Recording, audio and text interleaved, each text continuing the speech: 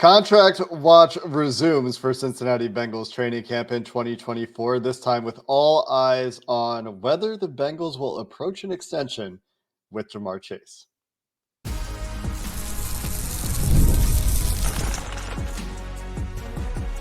You are Locked On Bengals, your daily Cincinnati Bengals podcast. Part of the Locked On Podcast Network, your team every day. What up, Bengals fans, and welcome to another episode of the Locked On Bengals podcast. I'm your host, Jake Liscow. He's your host, James Rapien. To wrap up our episodes in the week preceding training camp, we discuss Contract Watch 2024. And it's not just Jamar Chase, but that is certainly where we will start our show today. Sponsored by LinkedIn Jobs, which is where you will find qualified candidates you want to talk to faster. You can post your job for free right now at linkedin.com/LockedOnNFL. Terms and conditions apply. Shout out to all the everydayers out there. Everyone who makes us their first listen. Appreciate all of you who make us part of your routine. If you're new to the show, you can subscribe. We will have you covered throughout training camp with practice recaps throughout the Bengals preseason and training camp season. One of the most interesting times of the year to get an idea of what the team is going to be this year. But throughout that period this year, it will be contract watch for Jamar Chase. Will they approach an extension with Jamar Chase? Will that extension be consummated? These are the big questions around the biggest question from a contract perspective to me, James, going into this year's training camp. For sure. And I think if they're unwilling to reach the percentages that Justin Jefferson got from an annual standpoint, from a guaranteed standpoint, and maybe it's 3 years and not 4, because I don't know if he would sign a 4-year extension, considering he has the 5th-year option next year and put himself under contract for the next 5 after this season, then I don't think it gets done. Maybe I'm wrong, but the Bengals have to be willing to do that now. And with the blueprint there, how eager are they going to be to say, yeah, we'll give you the Justin Jefferson deal minus a year, when they could just make him play out this year and then give him the money next year like the Vikings did with Justin Jefferson. It's unique that way, where I could see both sides wanting to get a deal done, but I'm not sure if either side is going to be in a super rush to get a deal done, because if you're Jamar, waiting on CeeDee Lamb does matter. And you look at those rankings, the wide receiver rankings from Jeremy Fowler came out earlier this week. CeeDee Lamb's right behind Jamar from NFL executives' standpoint. He's going to ask Dallas for the bag. And if he gets it, then maybe it'll give Jamar another bump up. And so I do think that if the Bengals want to get something done with Jamar, you're talking Justin Jefferson money. Might not be years, might be one less year, but certainly Justin Jefferson money and right around that. And if the Bengals aren't willing this year, since they have him under contract for 2 more years, to go there now, then they may hold off, and both sides may say, all right, let's play out the season. To be abundantly clear, the Bengals have every reason to get this deal done sooner than later. Jamar Chase, maybe not. Maybe Jamar Chase is incentivized to wait because of CeeDee Lamb's pending contract, because Brandon Ayuk is going to be due a contract in 2025 as well. Maybe he would be better served by waiting to see what those contracts look like next year in terms of continued inflation, continued expansion of the salary cap, continued growth, because the contract is only going to get more expensive the longer the Bengals wait. And that is part of what has happened to the Vikings with Justin Jefferson. To a point, he was always going to be making crazy money, but the wide receiver market continues to expand at the top end. Tyreek Hill also potentially looking for a new deal. The higher those numbers get for other players, the higher they get for the Bengals and Jamar Chase. And we've talked about this a few times on this podcast.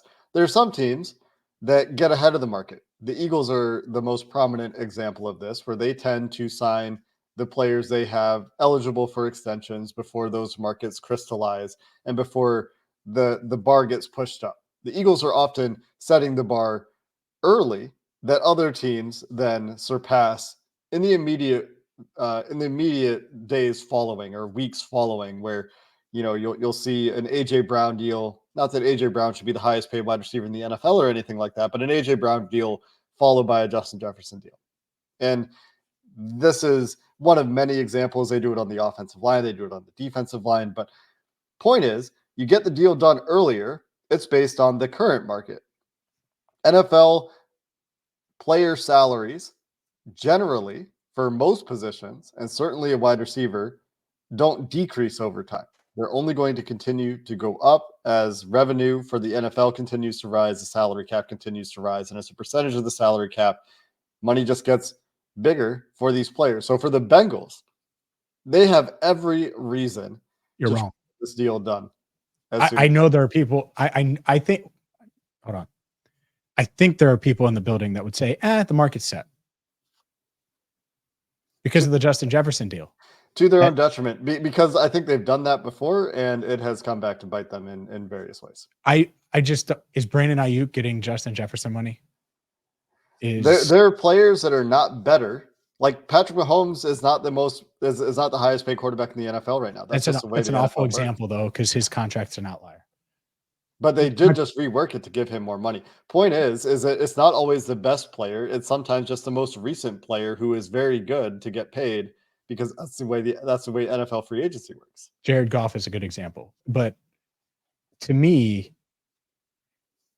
the key here, if you're the Bengals, would have been trying to get it done before Jefferson. Like when you're describing that whole Eagles scenario of getting ahead of the market. Well, that's how you do it. Is you would have gotten ahead of maybe even AJ Brown and been really aggressive to try to get something done. Now, if they get something done with Jamar this offseason, that's great. They're not ahead of the market. They're not risking paying Jamar more than they'd have to if CeeDee Lamb gets more, or if Tyreek Hill, some team other than Miami, I don't think it will be Miami, gives him more. So I get that. But the market is kind of set. Like it's too late. And Jamar was clearly probably waiting that out. So I just want to be clear there, because it's not like I think Jamar would have taken $31 million per with a bunch of guaranteed money 3 months ago. I don't really think that was something that he was open to. Maybe he was, but I would have been surprised because I think he was waiting on Justin. I do think that Jefferson largely sets the market, and I'm not arguing that point. But I also still think that the longer you wait, the more expensive it gets. Like if they wait until Lamb is the one that, because if Lamb somehow was available, you know how many teams would want to give him, or would be willing to give him $40 million per, if it meant getting him. Well, yeah, if you get to open free agency, things get crazy. Or if it's working out a trade, and you want that contract in place. You don't think Buffalo would love CeeDee Lamb? I'm just throwing out a team. Like, of course. I don't think they could do it money-wise right now. But you get my point. Mm-hmm. So you want to avoid that. Your point is you want to avoid that if you're the Bengals. Get it done now. And so 3 years, I would try for 4. I would offer the Justin Jefferson deal, to be clear. I'm not pushing back on that. I would do that plus some extra money to get 4 now. Because you're right. The market is going to continue to go up. It may take a year for some of these other guys to become extension eligible, but it will continue to go up, or it may take 2 years. But at some point, that Jamar Chase deal, if you get it done now, isn't going to be as scary. And that's what the Vikings are banking on too with their Justin Jefferson deal. It's just the nature of the NFL, right? Even if the specifics are a little bit different because Justin Jefferson is so far ahead of the market in terms of raw money, I think with Tyreek Hill seeking an additional contract, additional security with his top of league production, with CeeDee Lamb at his top of league production last year, seeking a new contract, there are some players who could come in and affect this market in some way, even if they're like right around the Jefferson number. The longer you wait, the more money is out there. Agents see that. Agents know what revenue is being shared. Like all the agents in the world just saw the revenue sharing report that the Green Bay Packers had to put out as a publicly owned team, where the NFL distributed more than $400 million to every team, and every agent knows what the cap is and has cap projections available to them. They're all getting that stuff from the NFLPA or their own estimates. So everyone knows the cap is going up, and knows what kind of revenue is out there and sees the TV deals. And that's driving values up as well, even if it's not directly just other players, which is why it's always a good idea to get these deals done sooner than later. They often look good in retrospect, especially when you know you have a good player. There is one other contract that we could see come down for a Bengal in terms of an extension, and that is Evan McPherson. Let's discuss the extension potential for Evan McPherson and shift our focus to special teams coming up next. Passion, drive, and patience. The formula for winning championships is also what keeps your ride or die alive. eBay Motors has everything you need to maintain your vehicle, from roof racks, exhaust kits, superchargers, LED headlights, and so much more. Whether you're into speed, power, or style, eBay Motors has you covered with over 122 million parts for your number one ride or die. eBay Motors is going to have exactly what you're looking for. And with eBay Guaranteed Fit, your part is guaranteed to fit your ride every time or your money back. Because with eBay Motors, you're burning rubber, not cash. With all of the parts you need at the prices you want, it's easy to make your car the MVP and bring home huge wins. Keep your ride or die alive at ebaymotors.com. That's ebaymotors.com. Eligible items only. Exclusions apply. eBay Guaranteed Fit only available to U.S. customers.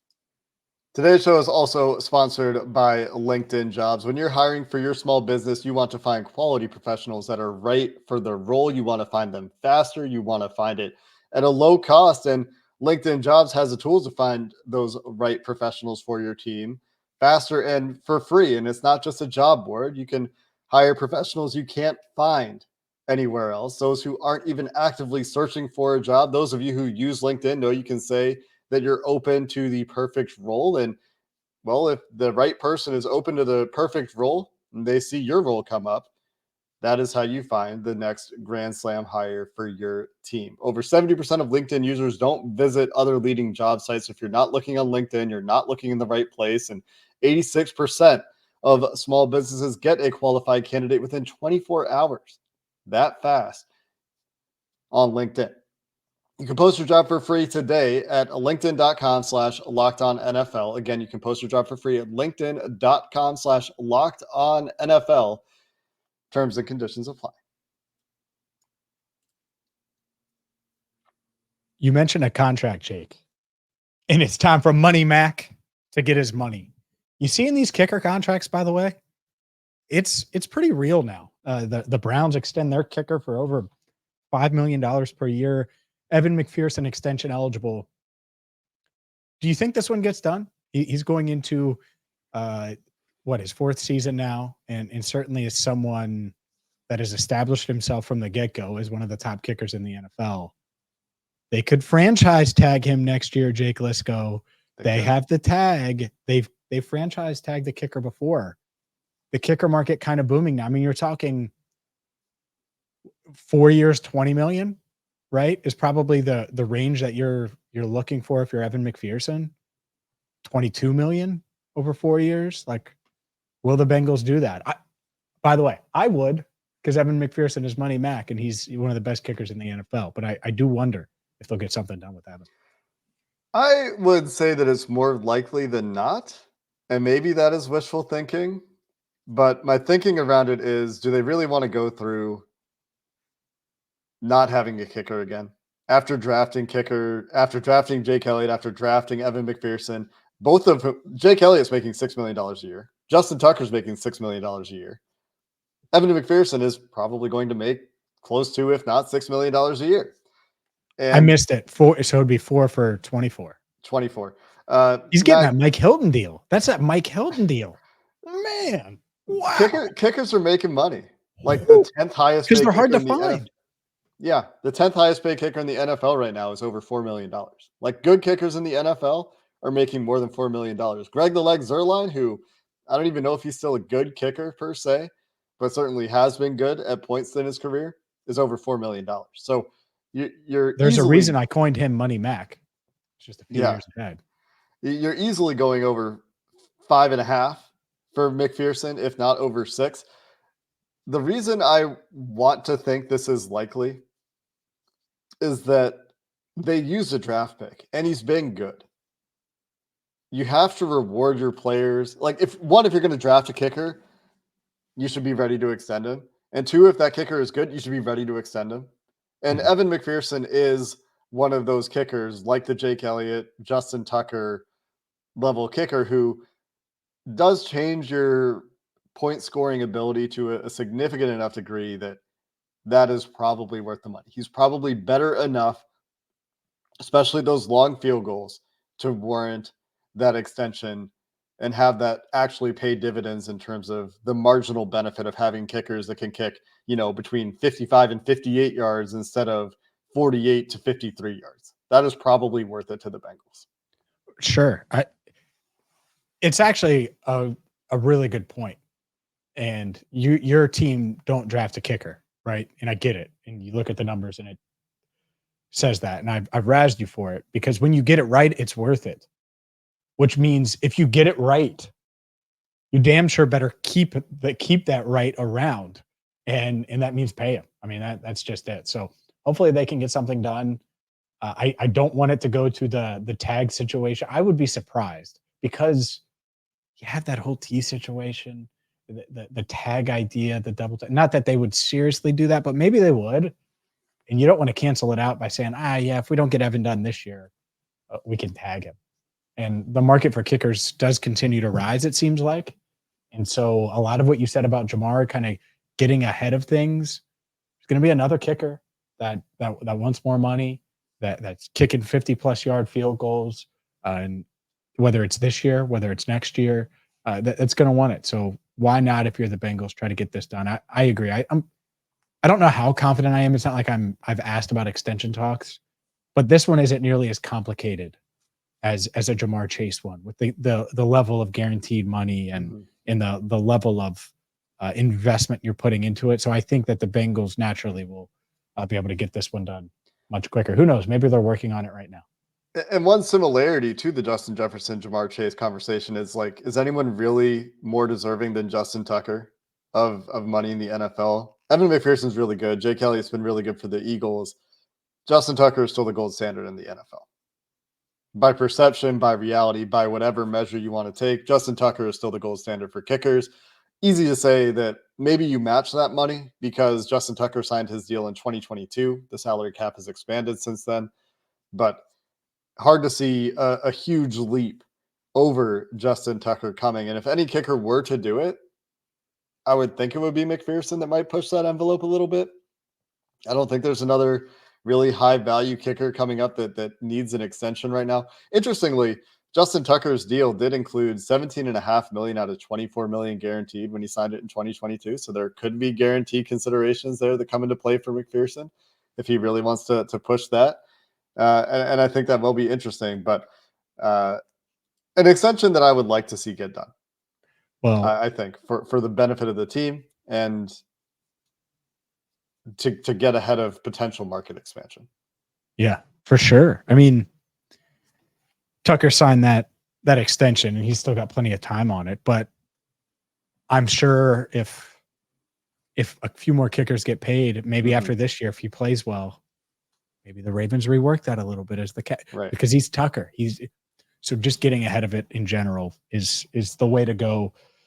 So 4 for 24, Evan, what say you? Let's call me. I'll reach out to the bet. We'll just get it done.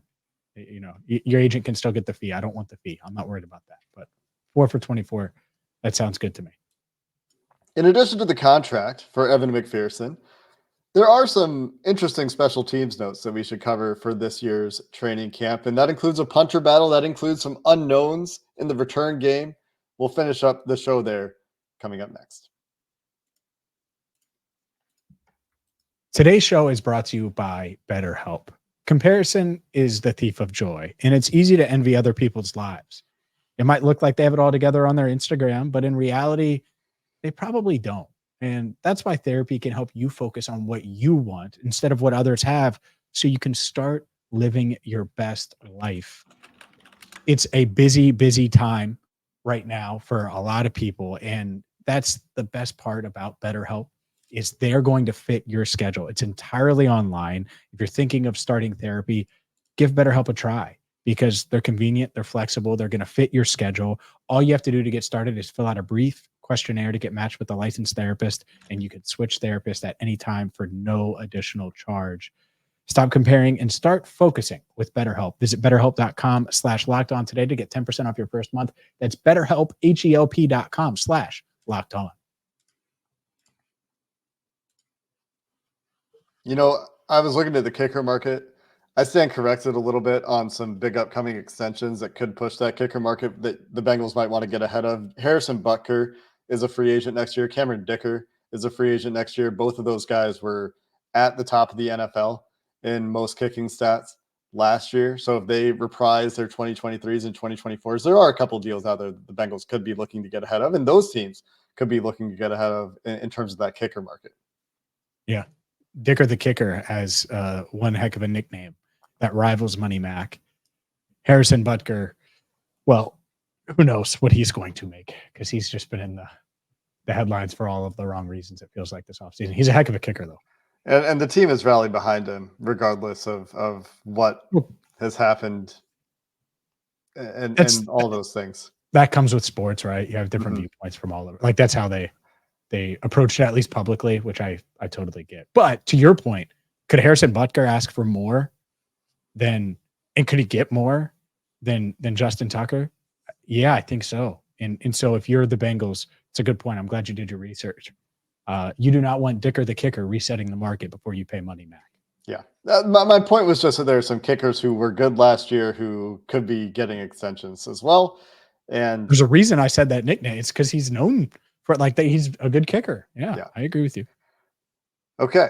So off of contract talks into some special teams conversation here to wrap up our training camp previews is another intriguing battle. We've got wide receiver 3 on offense leading the way for the most interesting camp battle. We've got cornerback 2 on defense, outside starting corner number 2. And for the specialists, there's 2 really. I think kickoff returner is pretty interesting, but surely after a couple of years of punting being in the spotlight in Cincinnati, Austin McNamara and Brad Robbins will be a competition that at least early we'll be looking at closely to see how real of a competition that could be. Yeah, I think it's honestly, it's as much of a competition outside of corner. I think that's the competition more so than wide receiver 3, more so than, because like wide receiver 3, you kind of know, all right, it's going to be one of these guys. They're all talented. It'll work itself out. And there's just a committee option that could just shake out their wide receiver 3. You're only keeping one punter. You're keeping multiple guys that can back up wide receiver. Yeah. And so I'll say this. I think a lot of people just assume McNamara is going to win the job. And I'm not of those people. I think Brad Robbins is very much has a real good shot here. And people frustrated last year because he didn't play the way he expected, the way the Bengals expected him to, no doubt. But he has a year of experience. I think he really focused on what Darren Simmons wanted him to do this offseason and really refining that. It's tough to do in one offseason. We talked about Dax on yesterday's show, the cornerback battle. It's tough to do that. It's tough to monitor or change some of your mechanics as a punter, and he did. By the way, he was an elite holder. He was awesome for Evan McPherson, and that's something McNamara did in college. He'll have to do that, and we'll see that a lot, I'm sure, throughout camp. So I think that this is close to a 50-50. As far as Ed, I would give Robbins a little bit of an edge over McNamara just because he's been in the NFL for a year and he's already went through some of those adjustments and growing pains. But I think it's really close. And from a physical trait standpoint, I get why they're in on McNamara and why they brought him in, because he kind of looks like a quarterback when you see him. Like, he's just big, he's just tall and bigger than you're used to seeing most punters. And so who knows, maybe that's that's the difference, but he's certainly going to be very much in the mix. But I think a lot of people would say like 60-40 McNamara, and I just don't think it's that. I think it's very much a 50-50 split with a slight edge to Robbins because he knows what to expect. Yeah, and Darren Simmons talked about the adaptation period to the NFL for punters. The game is a little bit faster right, in the NFL. That also applies to punters and having to get that ball kicked slightly faster with more efficiency than you do in college, and that being part of the adaptation for punters. And it's also why I think sometimes you see punters kind of come out of nowhere that have been working on their game as fringe players on practice squads, right on the border of the NFL, whatever the case may be. From a stat perspective, I think one thing that's interesting to me is that McNamara's net in college, 42.2 yards, is just 2 yards better than Brad Robbins' net average as a pro, 40.3 yards. One other significant similarity in their profiles is the average hang time for both punters, 4.24 for Brad Robbins, 4.25 for Austin McNamara, according to Pro Football Focus's tracking.